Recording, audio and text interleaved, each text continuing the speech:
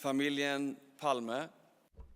The Palme family, our prize recipients, their families, ministers, previous ministers, members of parliament, ambassadors, previous recipients of the award. Ladies and gentlemen, it's a special honor for me to welcome you all to the Swedish Parliament, the Sveriges riksdag, and this year's award of the Olof Palme Prize, the most important, most prestigious prize of the labor movement. Olof Palme, he dedicated his life to struggle against oppression, for freedom, democracy, and human rights.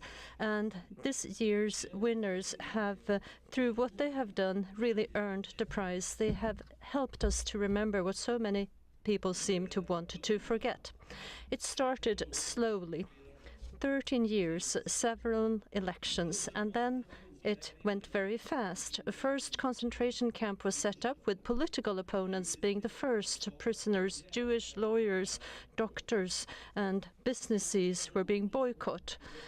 Books were burned, books written by Jews, Rome, democratic writers. And the passports of Jews were stamped with a big red J. Nazi Germany set up concentration camps in Auschwitz. Jews were mass deported to Treblinka, and that journey towards the worst crime of human history, it did not happen overnight. There was no border marked with red. There was no proper start. There was no point of no return for Germany turning into that country of terror. The hate came slowly in the small pieces in the everyday life. And it seems that our human memory is way too short. Way too many people seem to want to close their eyes, forget totally that the Holocaust ever happened. And that is why the testimony of the survivors is so important, why our responsibility is so great. We have to carry on that testimony, because if we do not forget that most atrocious chapter of human history, then we cannot act for it never happening again. We often put our hope in time. We hope that our norms, our values will change as years go by, but that is not obvious. It's not given by nature. History can repeat itself in a new shape, in new forms, and it's enough just to look at the world around us to realize that we live in scary times. We saw what happened at Hyper-Cashir in Paris, where hostage was taken, the murders in the Copenhagen temple, Jewish schools and synagogues where we have special guards, armed guards. And we see this at home as well, how people are afraid to dress wearing Jewish symbols. And we have heard here in the parliament as well from the deputy speaker that it's a problem to be a Swede and a Jew at the same time. And we have candidates for the parliament where they talk about Nazis and compare them to sheep being slaughtered and talk about the Juden, and everyone else around him is laughing. And this is an example of populism, and this is how we, with small steps, make it normal, and that is what we have to fight. We all have our own responsibility to stand up to hate when we have dinner with our children in the chamber of the parliament and when going for a coffee break with our colleagues. If one group is threatened, is exposed to terror, then we're all being terrorized. That insecurity that you feel creates insecurity within me, and my fear also has an impact on you. Olof Palme once said this, that there cannot be a we and a them, just a we. And again, warmly welcome. And I would like to hand over to the chair of the Olof Palme Memorial Fund, Pierre Schori.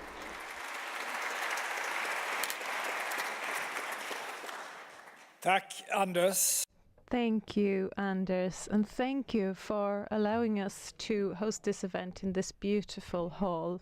Welcome everyone. Hédi and Emerich, these words are for you. In this day and age where the technological development is progressing by great stride, we also experience a backlash of humanity and reason by way of war and oppression, spreading of lies and hatred on a large scale. Also, as we perceive it in our enlightened and developed part of the world, democracy is under a great deal of pressure. It is even under attack by dark forces. We see this in an ever more divided United States of America right now, even within the European Union, where some governments are undermining the democratic and social purposes of the Union. And Sweden is no exception. As we heard from Anders Ygeman, even in this parliament, there are members of parliament who are talking about real, authentic Swedes and non-authentic Swedes, in spite of us all being citizens of the same country, denying not only the inclusive rights of citizenship, but also a denial of the recognized national minorities of this country: Jews, Roma, people, Samis, Sweden Finns and Tornedalians. And these forces of denial are not democratic and should not be referred to as such either. This is for real. This is serious, and it's in this day and age, in these times, that we need citizens and fellow human beings like you, Hédi Fried, Emerich, Roth. You have both, and your families, your friends, your relatives, experienced the worst kinds of human actions, and nevertheless you've chosen to devote your lives to taking part, to participating in the enlightening mission of combating evil and ignorance by promoting knowledge and humanity. This struggle is one we all share as a duty as citizens, and your stories and your deeds can be our examples for hope. Anti-Semitism entails prejudice and animosity against Jews because they are Jews. Hédi, you've illustrated this with a story full of dark humor told during the Second World War. Jacob asks Daniel, who started the war? And Daniel replies, the Jews and those riding bikes. Why the bikers? asks Jacob. Why the Jews? Replies Daniel. However, anti-Semitism is not a joke. It can take many different shapes: prejudices, lightly, or enraged hatred leading to expulsion and genocide. And let's be very clear, let me be very clear. Criticizing Israel's policies or the US actions in the Middle East are obviously not anti-Semitism. However, the conflicts in the Middle East can sometimes lead to reactions and interpretations which can lead to such features, and that's where you cross the boundary between anti-Semitism and political criticism, with the absurd and unacceptable result that Jews, wherever they are held collectively accountable for the policies of the State of Israel.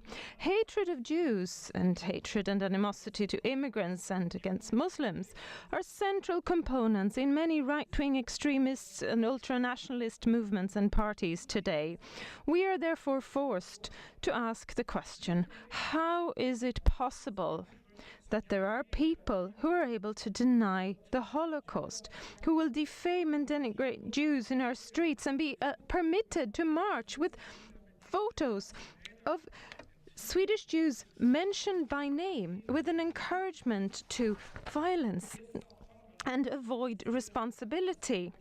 These and other breaches of organized hatred need to be combated with all means available within the law and politics. And Sune Persson, in his book Escape from the Third Reich, about the white buses, has referred to the actions in Germany led by Bernadotte in 1945 as, and I quote, probably the single most important act of humanitarian action performed by Sweden during the entire century. And the US researcher Stephen Koblik characterized this expedition by Bernadotte as the, without any competition, most extensive and most successful of all rescue efforts in the German area during the war.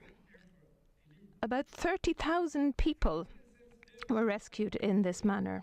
There are a few survivors of the Holocaust with us today. Those of us who met the refugees of war are also few these days. When I was 6 years of age, I watched in horror as starving people came to stay in my parents' small hotel in Malmö. When the white buses drove along Södergatan Street, people were clapping their hands, and men from the civil defense had to guard the refugee centers afterwards, not to protect people from violence from the outside, but to prevent everyone from throwing too much flowers and packages and parcels with food into them. I went to school with Helmer Fischbein, who subsequently went on to be very active in the Jewish congregation in Malmö, and Elmer's parents received as many refugees in their home as we did in our hotel, 18, and I'm very pleased that Helmer and Alona were able to join us here today. Many other war refugees had come to Sweden. Prior to the spring of 1945, about 70,000 children had been evacuated from Finland, tens of thousands of men from the resistance from Norway and Denmark, and 30,000 Baltic refugees in the autumn of 1944. Almost 99% of the Danish Jews came by boat over the Øresund Strait, and all in all 50,000 Norwegian refugees, almost half of all Norwegian Jews, and 12,000 police. When Olof Palme on Christmas Day 1965 gave his first address on refugee ship and migration, total immigration to Sweden amounted to about 400,000 people. Out of those, 150,000 were war refugees from the Second World War. And he stated then that 14,000 Jews were received in our country when the concentration camps were open. But he also reminded us of how students had previously protested against what they referred to as elements which were non-racially aligned, when a handful of Jewish doctors from Austria had applied to work in Sweden. And he underlined in that speech that decisive for the actions of a community to succeed with their integration was the approach and the mindset of individual citizens to immigrants. Our commendable solidarity with the poor and the oppressed of the world need to be accompanied by an internationalism in our everyday lives. This is how we show and are able to determine whether the ideals remain a living reality. Att påminna om. It is important to recall that the overwhelming part of those seeking asylum today in Sweden and in Europe are refugees of war.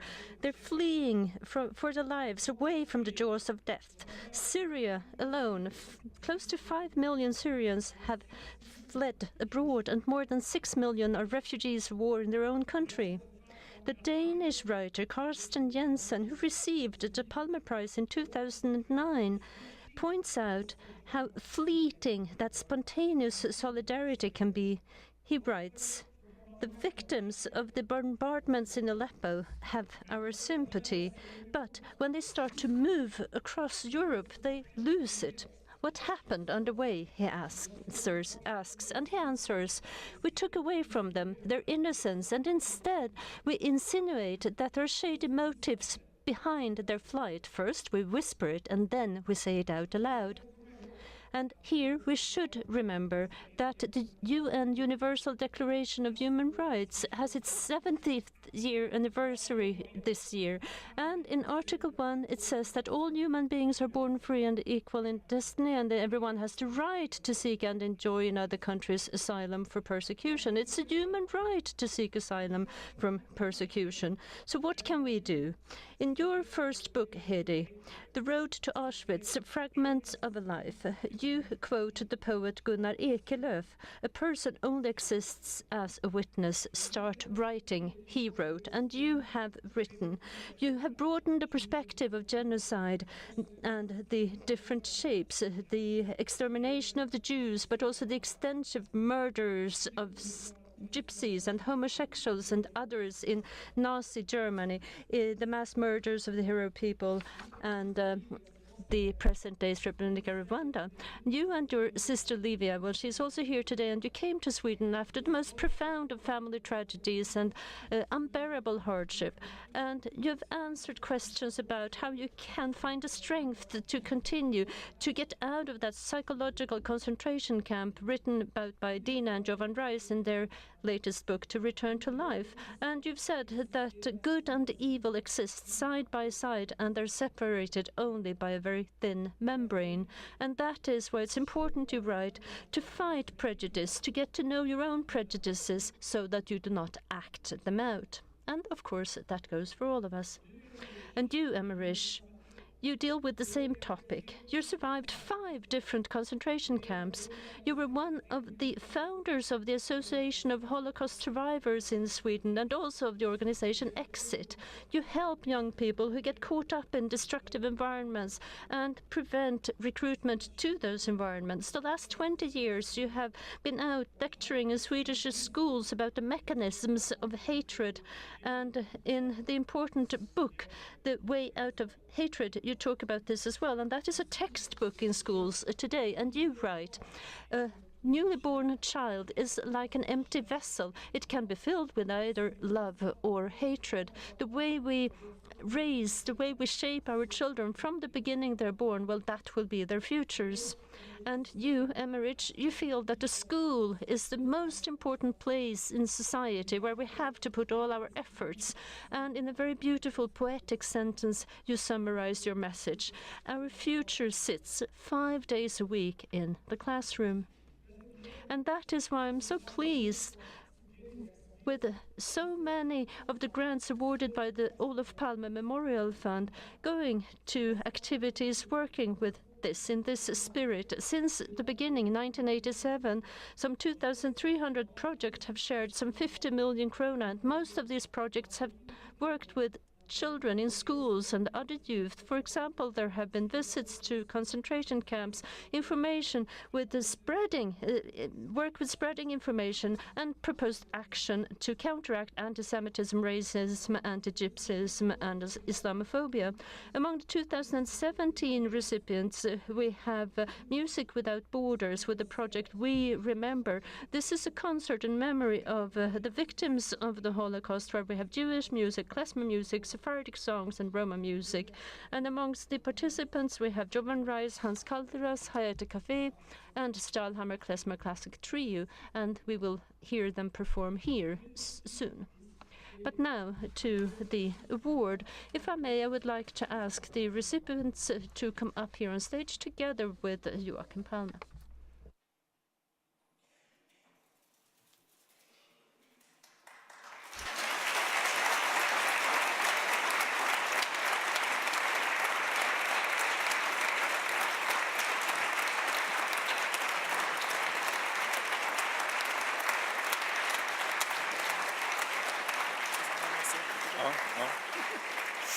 Eller vill du göra det?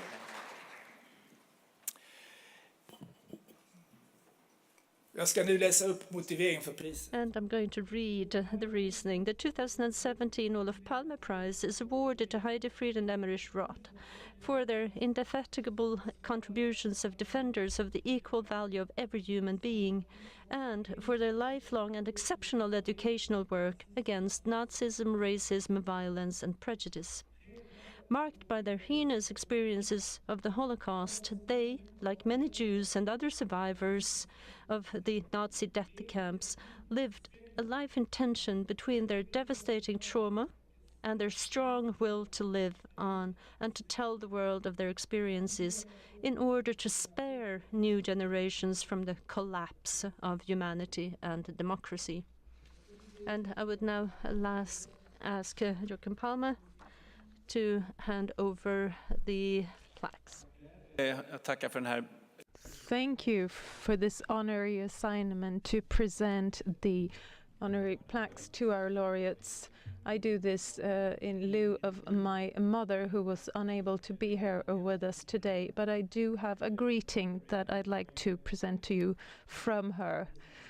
Knowledge about the Holocaust and was something that shaped her life after she learned about it. And you are her favorites, of course, as laureates, not just this year, but I think perhaps generally, and my apologies to other laureates present here today, these are her absolute favorites, as it were. And you have, of course, performed remarkable work. And she has personally witnessed some of your efforts. And Hédi showed me a photo, in fact, earlier of when you were young psychologists in the early 1950s at the Emerich Foundation studying your young girls. She has, of course, had the opportunity to follow your work as a psychologist and the work of empathy that you have focused on greatly, not least supporting those who were survivors of the Holocaust. And she's also had the privilege of witnessing Emerich's work at schools and in other places with elegance and courage in your way of addressing young people. So clearly she would have loved to be here today. All I can say is that there are no better representatives of the Olof Palme's memory and his fight against racism, etc. I'd like to present Hédi with her plaque first of all.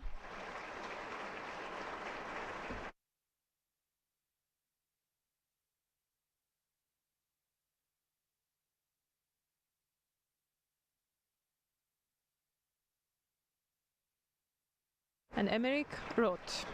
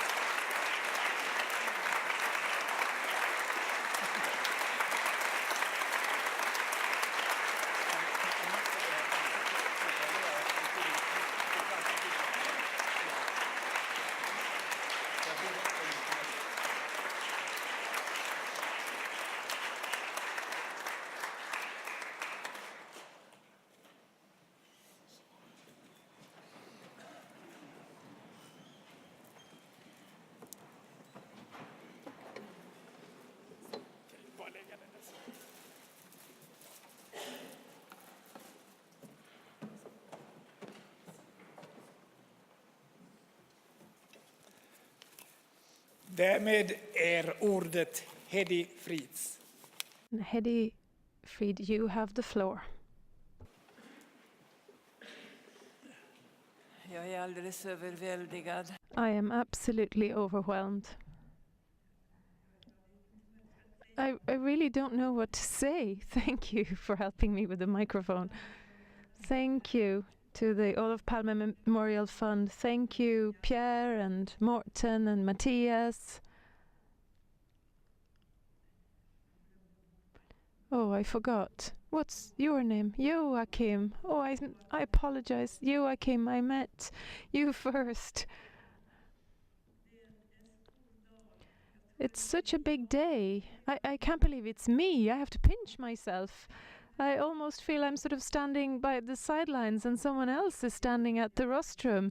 It's a very strange feeling. And thank you to all of you who've come here and joined us today. Thank you to my sister. Where is she? There she is. We have been together through thick and thin over the years, and it's so good to have her by my side here today as well. I reflect, and today is the 31st of January. What did we do on the 31st of January, 1945? Can you remember? Perhaps that was the day when we were wading through heavy, wet snow in an ice-cold city of Hamburg, heading to work with not enough clothes on our bodies. We were cold, we were sort of huddled up, and we didn't know how we would stay warm. and the guards marched next to us. Sing, they said. It wasn't enough that we did our absolute best to stay standing. We had to sing as well. And we tried very weakly, and they shouted, higher, louder. They wore warm winter clothes. They'd had a good night's sleep. They wanted some entertainment. So we sang. But fortunately, the road wasn't too long, because on that day they had decided that they would take us off, ship us off on a tram. And the tram stopped at the station, Hamburger Hof.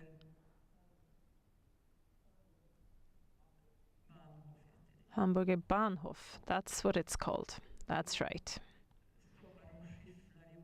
And they put shovels in our hands, and we had to scrape off all the icy snow there, and the wind was strong. In Hamburg, there's always a wind, but it was even windier than usual on that day.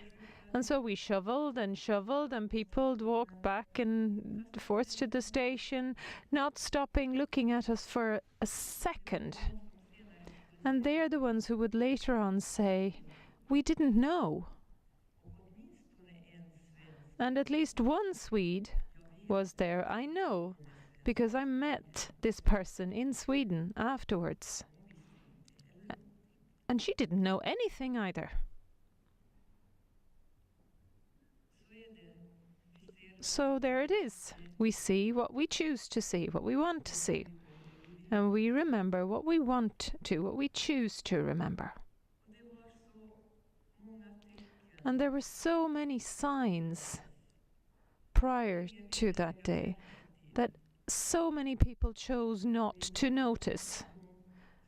And today, those who failed to see then say, that didn't happen. And if it did happen, they probably deserved it. And thirdly, we'll have to do it all over again, because there's no room for Jews here amongst us. And if it's not Jews, it's Muslims.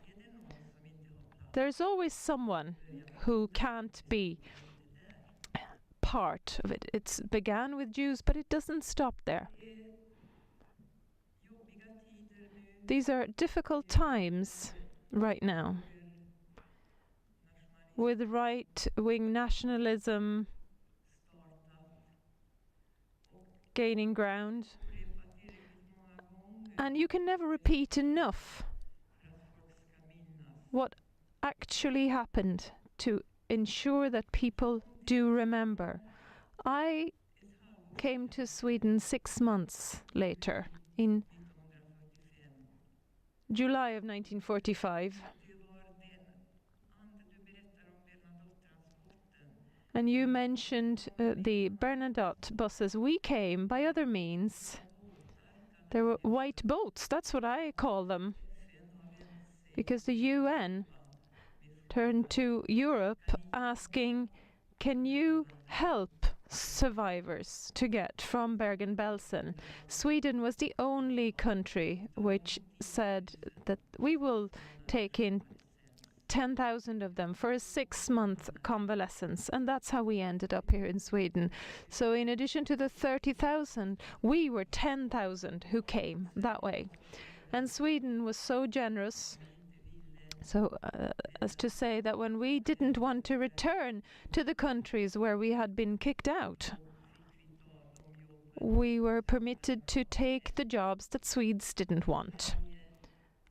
Because Sweden was still in a developmental phase from the old agrarian society to highly industrialized nation. And no girls wanted to work as maids. And many didn't want to work in factory jobs either. And those were the jobs that were given to us. And we were given a 3-month residence permit. And after a while, our special passports, and then finally we were allowed to stay.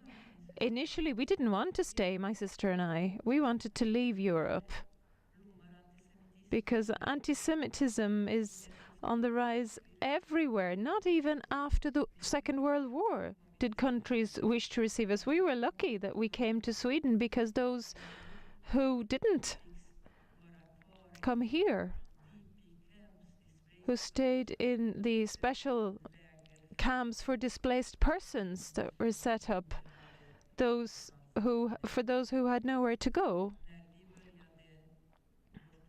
When we began our lives in Sweden, many of these people were still in camps. They were free, having said that, but nevertheless they remained in a camp.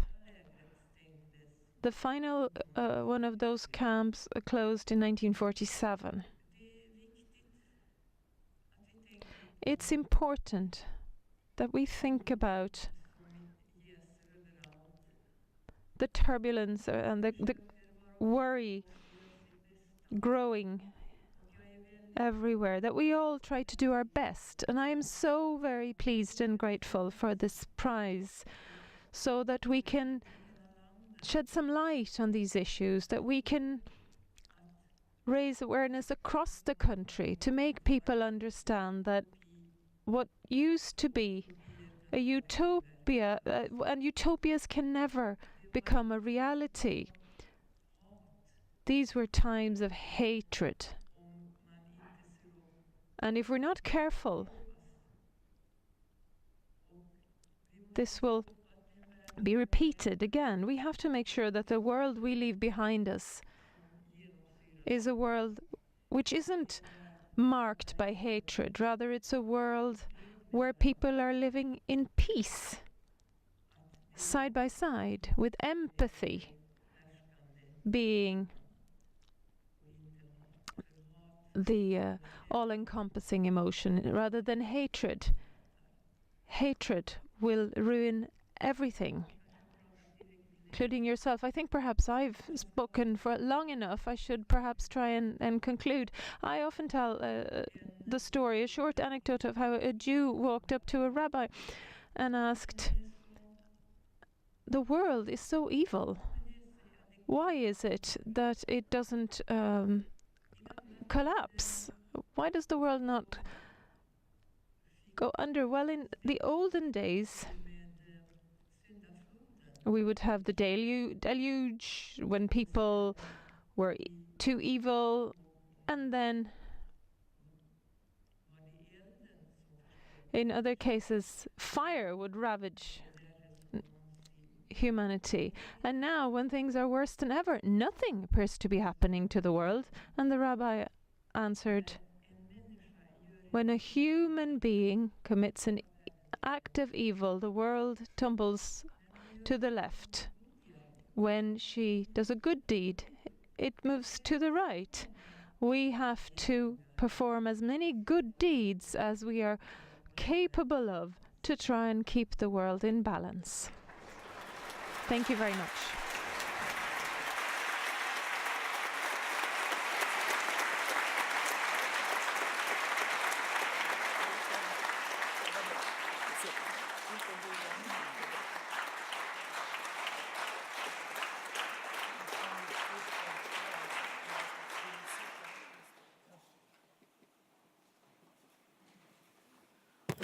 Och nu med benäget bistånd från hustru Kerstin, så Emerich Roth. And now Emerich Roth.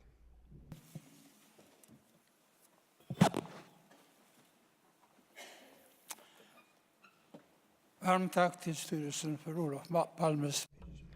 Thank you. Thank you to the board of the Olof Palme Memorial Fund for this amazing prize that I've been given to fight Nazism, racism, violence, prejudice. Well, it's something incredibly important to do. But it's not always that encouraging to do. Sometimes it's difficult, hard, and it tests your patience to deal with the worst sides of humanity. And that is why a prize like this one is so incredibly important. To get praise, well, that can work miracles. And it can give courage and energy to continue. And I do want to continue. In spite of my age, I feel that I have a lot I can do still and have to do. On occasions like today, I feel very, very grateful. I have had very difficult experiences and was oppressed in the concentration camps, but I stood up and I continued as a positive person. I've used those experiences that cost me so much, and I've used them to help others. And to be given this Olof Palme Memorial Fund Prize, well, it's also an important confirmation. It's confirmation that we have been successful. We have been able to use these horrifying experiences of the Holocaust and use them for the best. Perhaps it would be close at hand to feel hatred and to want to get revenge, but we did not fall in that trap of being destructive. We haven't traveled around to schools to spread hatred amongst the young people, but to bear testimony about the worst consequences of hatred and violence and what that can lead to if it's not stopped in time. If we close our eyes to that danger, if we remain passive, that is very dangerous. It is important with this prize. It's just as important that we use it to spread our message. Olof Palme was deeply involved in international questions, and his message was heard in many, many countries. And there are places named after Olof Palme across the globe, and his name gives respect. And I hope that through this prize we will also be able to spread our message outside the borders of Sweden. Those of us who are still around, who can talk about our experiences, well, there are not many of us who are still alive. And we cannot keep it up for much longer. We're pretty much the same age. I'm 93 myself. And when we came here, well, that was almost at the same time as well. But it is important to find a way to continue this work forwards, to find different ways through which we can ensure continuity, so that this testimony about the Holocaust can be kept alive in everyday lives and also be there for future generations so that they can learn about the Holocaust and the hatred. It's only through history that we can meet the future. If a generation does not have any history, that generation has no chance to prevent history from repeating itself. And now I can feel, after the fact, that if people had protested, and it wouldn't have been impossible if they had, well, the Holocaust would never have happened. In other words, passivity and not caring, that is where we have the greatest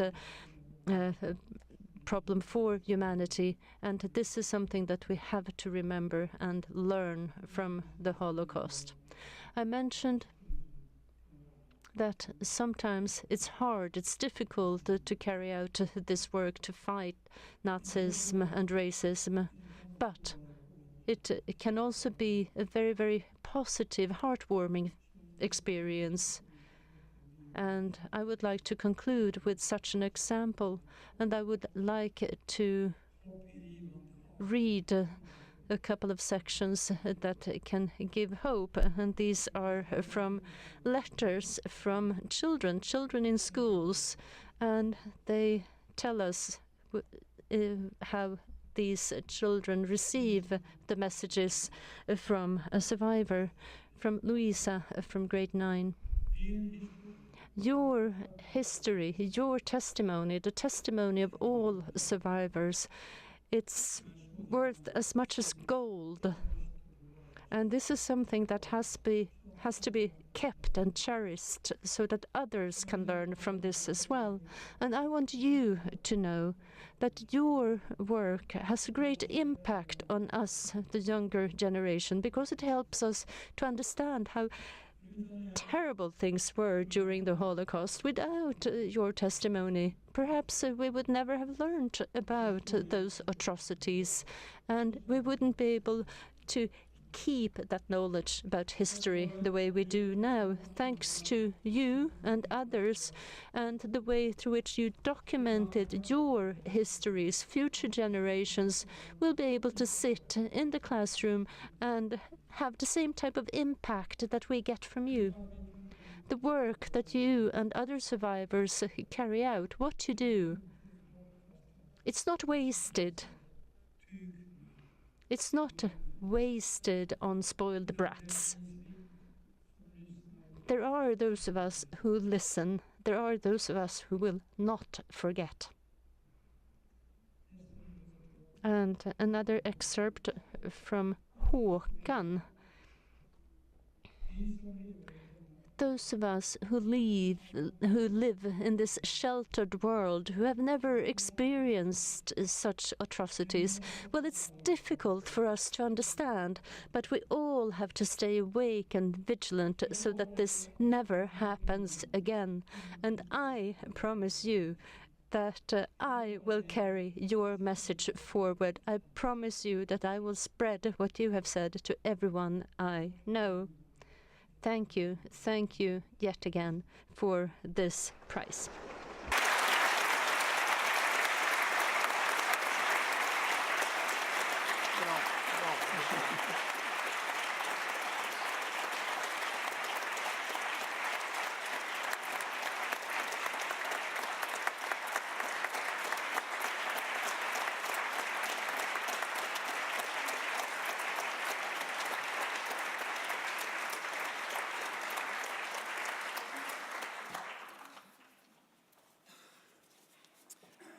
Tack så mycket.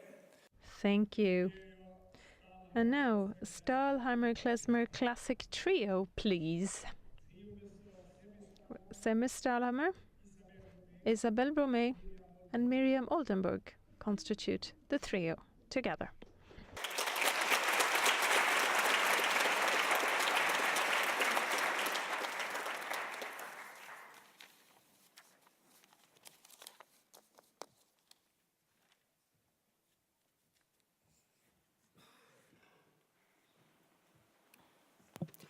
Vi ska spela 2 stycken nu. We're going to perform 2 pieces to Nigun. Nigun in Hebrew means melody or tune, and it can be meditational or joyful and happy.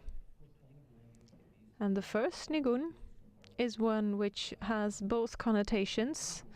The second one was actually written with the intention of be played at a wedding, but not at a wedding, but for the in-laws, the parents who would listen to this when they wander home after the wedding is over.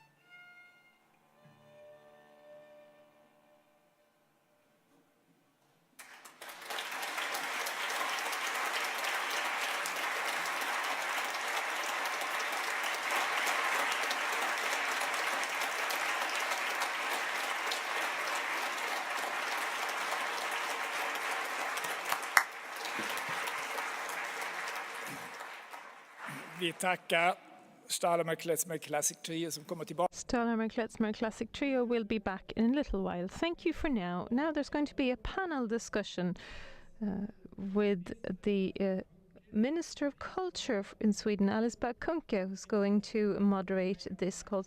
We have our laureates as well as members of Parliament, Naila Daragi and Magnus Manhammar, who are also members of the board of the Olof Palme Memorial Fund. You're all very welcome up here.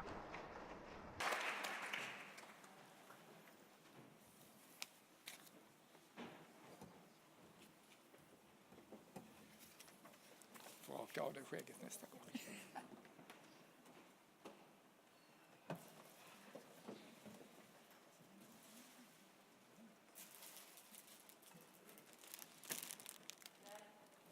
Välkomna fram, Emerich. Welcome up here, Emerich, Hédi, and while you get to your seats and get organized, Emerich, please join us over here. Att få vara i det här sammanhanget, Hédi och Emerich, för många. Hédi and Emerich, to me and many others here today, we feel as if you've always been here. I tried to remember when it was my privilege to meet you for the first time and really experience this sensation of being shook and so inspired at the same time by your stories, and all I could discovered was that it was a very long time ago. And the same thing when I met with Pierre and he talked about having me moderating this conversation. I said to myself, they must have received this prize many years ago, because surely it felt as if you should have, and you have received so many other distinctions for your extraordinary work. I'm very pleased to be the moderator for this panel discussion. Laila and Magnus, I'm going to start with you. As members of Parliament, relatively young MPs at that, and I know that through your work at the Swedish Riksdag, you have a real commitment to development in Sweden and in the world generally. What are your thoughts now that you've listened to, well, and also in connection with your remit as members of Parliament, listening to and knowing of the work of Hédi and Emerich? Laila, I'll give you the floor first. Thank you. Thank you. First of all, I'd like to thank you for your addresses, the speeches we just listened to, and for your extraordinary... So my grandfather was a Jew. I told you this earlier. He came to Sweden from Austria in the 1930s before Hitler closed the borders. And the woman who helped him to get here was called Anna-Lena. And when my grandfather had a daughter, he named her after Tante Anna-Lena, who helped him to get here. And Steffi, his parents, stayed in Vienna. Steffi lived in hiding for a long time. Her sister lost everything. First the cafe that she was running, it was taken away from her by the Nazis, and then she was murdered in Auschwitz. So she even paid the ultimate price of her life. That's why I'm so honored to be here with you today. And your work, your efforts throughout your lives here in Sweden, ever since you arrived to this country, is something which has been very, very important to our country. And it's difficult to really accept that there are people who believe that they are worth more than some others. And I would like to take the opportunity to ask you two things. I have two questions. And one is how we best meet these people, often young, angry men. We talked about this yesterday as well. How do we get them to understand, to grasp what this is really about? And secondly, I wanted to also talk about how we can counteract and combat the anti-Semitism that we experience in this country. It's been here a long time. Indeed, when my grandfather came to Sweden, he was able to go on with his life. He met his wife, he had several children, a number of grandchildren, but he also came across anti-Semitism, not least as a student in Uppsala at the university. He had Professor Helander as one of his professors in the 1950s, but he became a nationally renowned for his statements. And my grandfather suffered as a result of his Jewish origins. How can we learn in Sweden from all of this? And how can we get to grips with what we have in as part of our history, but where many of people are in denial? It's hard to avoid feeling saddened by these events, but I'd like to finish off with something which inspires hope. You asked us about the work we do, and I can tell you that in June of last year we had the Högsby event day in Högsby in Småland, with the festivities and lottery stands and all sorts of events, as things usually are. We were there with the Swedish TUC, the LO, and the Social Democratic Party. The Alliance also had a tent. But then came the Nazis wearing uniforms. They lined up in the main street between the parish hall and the town hall with their flag of hatred and their flyers with the terrible message. The organizers tried to get them to leave. They had no permission to protest, but a day full of joy and celebration was turned into a day of fear and turbulence. But Jonas from my party grabbed our red flag, one of these old ones, you know, with golden embroidered letters, and he stood there and just faced up to them, and the Nazis carrying their flag, and people joined in, stood next to him, behind him, backing him up, and others came and brought the other red flags that we've brought, and some girls came back, can we hold this red flag please, can we hold it? And of course they could, and the Nazis left after a while. They took off. We won the battle there and then. And I think it's really important to always work to do this. I don't know how many Nazi stickers I scraped off electricity boxes and light poles in streets last year. We have to combat these things everywhere. And Anders and Pierre originally, in their opening remarks, mentioned that we even have a party here in the Riksdag who do not uphold the equal value of each human being. We need to take this fight at every level and wherever we come across it. That's important. Magnus? And Magnus, what are your reflections around the work that is carried out by Emerich and Hédi? If you could link that to you as a person and what you do. Well, thank you. Thank you so much for that question, and thank you for giving me the opportunity to be here today. I feel both sorrow and happiness being here today because, well, I see that there is a lot of energy and a wish to continue the work of Emerich and Hédi. But first of all, I would like to say that, well, Holocaust, it happened. It can happen again. That has been said many, many times. Among those who've said it is the writer Levi, who also survived the Holocaust. And that is something that is important to think about. It did happen, it can therefore happen again.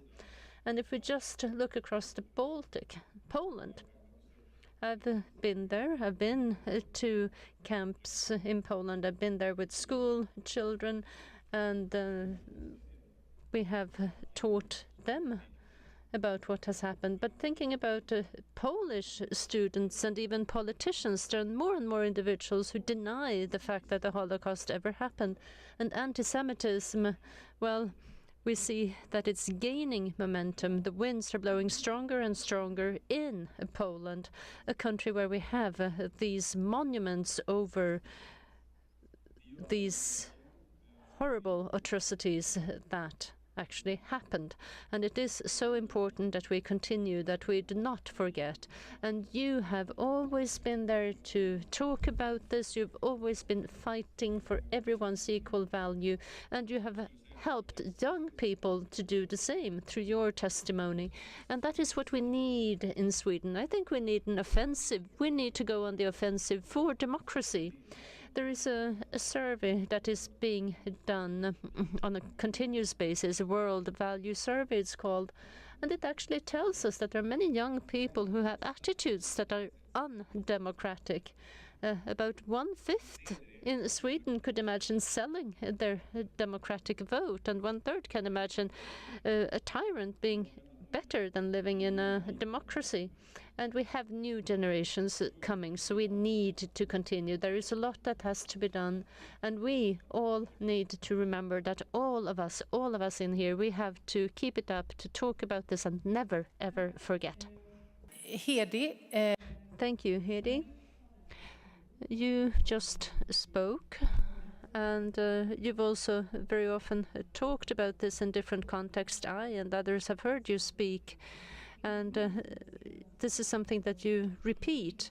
And not least the last year, we have seen that you're working very hard for unaccompanied minors coming to Sweden. And in your work, you address what you just said, that there's always someone where we feel that there's no room for that person. And linking that to your broad spanning commitment for everyone's equal value, and also what Laila asked, what to do in order to learn from history. Have you identified some keys, something that will work? how can we break through? Can we get other individuals to fight as well for the equal value and room for everyone? Jag tror att det betyder väldigt mycket. It means a great deal to hear of what happened in the 1930s. And you learn so much more through your heart than through your brain. And there's been a lot of cramming of knowledge in schools over a long time. And now I think they're starting to realize that it's not the amount of knowledge and the amount of facts in itself that's important. It's the way in which you acquire knowledge and in which you take it to your heart, to mobilize the moral compass that every human being carries with them. With excellent teachers, that's why the teacher training is so important, but also parental training. And the status of teachers will need to be improved greatly. And it's also important to get out into the entire country, not just the big cities. That's where a lot of people feel that they're being forgotten about. In rural areas, they're not being seen or noticed or heard. They don't have a job, and they start looking for a scapegoat. It used to be Jews, now they're turning against the Muslims. And as we heard, as Per Ahlmark said once, it never stops with the Jews. It keeps going. So school, education, training for parents, and the rural areas, those are important concepts. One thing which I never told you, or at least not when I met you last time, a few days ago, is that a month or so ago, I met a young woman who had met you at the Medborgarplatsen Square here in Stockholm, and I asked her, because she told me that she was going back there, and so I asked her, "Oh, are you going back there to protest with the unaccompanied minors who carried out their protest there?" "Oh, that's excellent. It's good to see that you're going back, that you're giving this full priority, but how do you have time?" She's in upper secondary school. Yes, but Hédi is there and she's able to keep it up, and if she can do it, I must be able to as well. And to me, that really says a lot for all of us. You're such an example as a human being, as a person, and you've inspired probably thousands through your passion to reach out to other people so that they can be inspired and become passionate or even more passionate about these things. And if you were to identify one thing which would create this passion, you must have felt it in other people, in their hearts. What was it that brought that passion to awake them? They felt that they were being seen. People want to be seen. Look them in the eye when you speak to them. Don't look up in the ceiling or down at the floor. When I talk to you, when I look at you, you know this way how I feel, and you can understand me. And hopefully that way you will do the same as I do. Isn't that it? Yes, absolutely. Thank you. Emerich.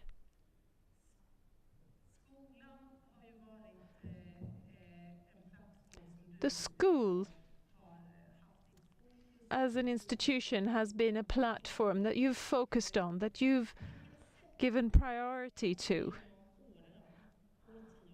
Over the years, through the decades, in what way has the school provided such an important platform? Why is it so important when you work to combat Nazism and racism, in your opinion?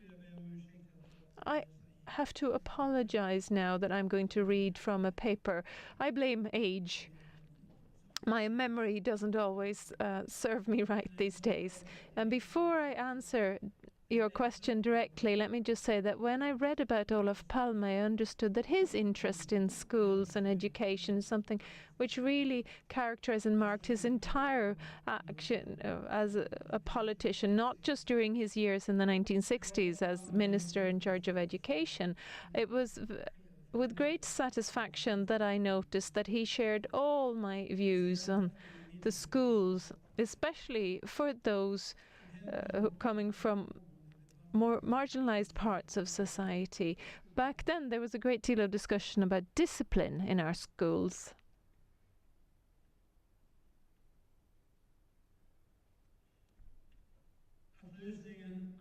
And that the solution requires government authorities, teachers, pupils and parents to work together to find a satisfactory solution. A holistic approach to find a solution.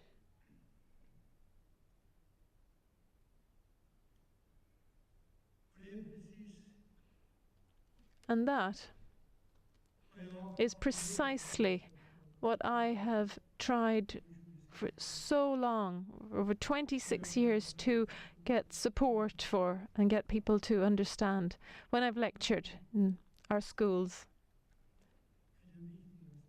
The school is the single most important place in our society because that's where our future sits around 5 days a week. We've already talked about this. Our young ones, they spend more time there than they do in the company of their parents. And unfortunately, not all parents are able to give their children the love they need when they grow up.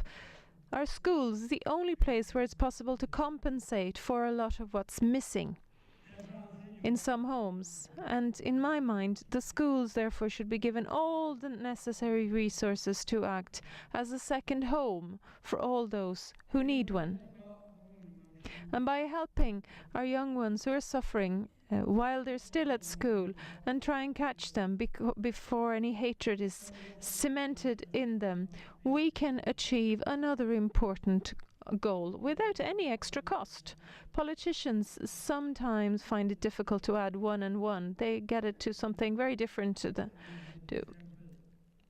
2.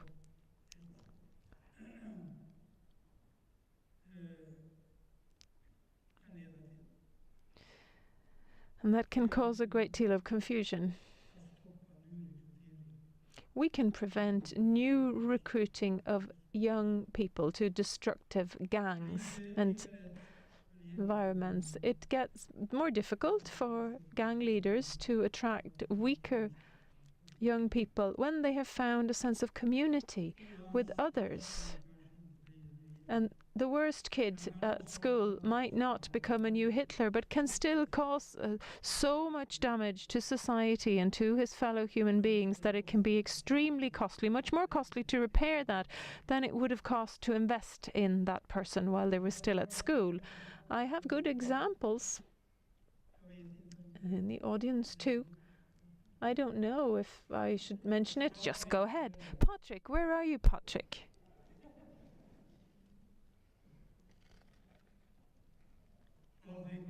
Patrick was one of those terrible kids, worst kid on the block, and he is repaid over and over again to society since.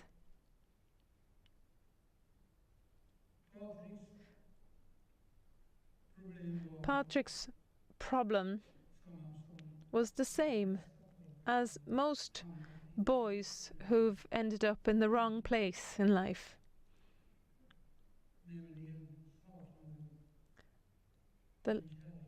The lack of a loving, present, non-alcoholic, non-beating father. A male teacher with the right knowledge had been able to put a stop to the vicious circle Patrick found himself in. It would have been no difficult task, in fact, for the right individual.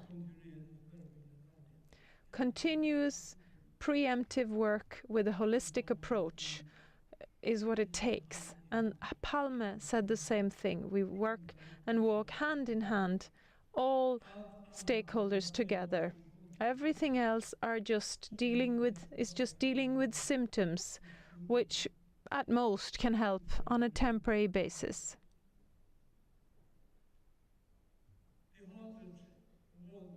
The hatred and the violence that we witness today, we see as a result of the school's lack of ability to read the signals in time and to heed these calls for help. That was a very extensive reply. No, that was an excellent answer. Thank you, Emerich. Laila och Magnus. Well, Laila and Magnus, if you, based on the previous experiences, but also based on what Emerich and Hédi have been saying here today, and this is not a rocket science, really, how come we politicians, in spite of the fact that it's not rocket science, it's about something that's human, that should be inside all of us, something that we should be able, all of us, to manifest, to show every day. So what is it we need to do more of to get to that positive power that could prevent destruction, violence, hatred? Magnus?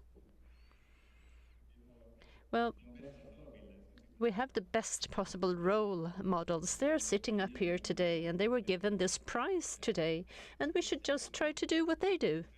Do exactly what they do, to meet young people, to go out to schools, talk to friends and family and talk about these things, and also get people involved. I recently saw a survey showing that 57% of the Swedish population could imagine to get involved in an organization that wants to counteract racism. And that's positive, that there are so many people who want to do something. So we just need to be there to see them, to talk to them, to give them that chance. Good that you had some positive numbers as well, and he's the number crunching guy. But that is what we need to remember, and that we do not just stay in our little bubble, but we should be out there and we should build on that commitment and that will. Exactly, and never doubt the ability, the possibility within the individual to actually change the world. Jag håller naturligtvis med. Well, I absolutely agree, needless to say, with what Magnus has said. I think it's important that we see ourselves as human beings and fellow human beings. And Hédi talked about this, that we should be living in peace with each other. And it is important that we see that roles, the relationship that we have towards each other. And I don't like the term politicians. We are elected by Swedish citizens. And I would like to get back to another example from Småland down south, from Högsby, where the Centre Party, together with SD, is actually in majority in the municipality. And leading up to the elections, well, you know, they have debates in schools and give information in classrooms. And there was this one occasion where a student, a young girl, spoke up and really criticized the Sweden Democrats when they were up there talking about their nonsense. Just let me call it by its proper name, nonsense. And this girl said exactly what Magnus talked about, and well, she wanted to get involved, and that is what we should make use of. There is that inherent power within people who want to do something, and we, working with politics, we need to do the same thing and call things by their proper names. Well, thank you. We are to sum up, but Hédi, yes, of course. I was just about to hand over to you. Well, says Hédi, I have something to tell the politicians. Schools are very important, but do not forget about the parents and others. It's very important also to give support to adult education institutions and across the country. Because if we think about this, and if we ask people today, we're not going to talk politics now, but all of those who are out there who feel concerned and dissatisfied, well, where are they? During the 30s and the 40s, who were the dissatisfied people in Germany? Think about that and try to make that comparison, and also try to give support to all of those who feel that they have been forgotten. I think that is very important, and thank you for allowing me to say that. Well, thank you.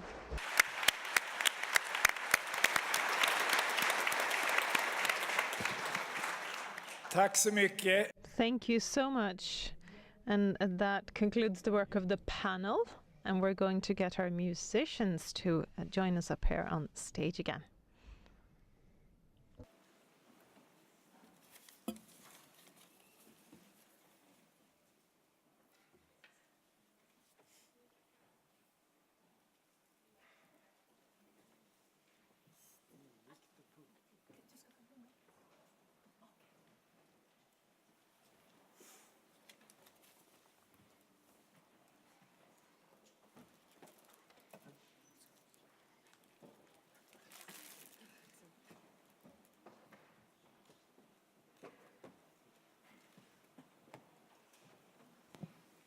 Vi fortsätter med 2 stycken till och det första är ett stycke. We're going to continue, and we're going to start with another song written for a wedding, and this is for the couple that are to be wed, and then we're also going to perform a bidag, and that means glue, as a matter of fact, and this is the soul of someone deceased who comes back to earth and glues itself to certain people on earth to, well, makes him or herself remind.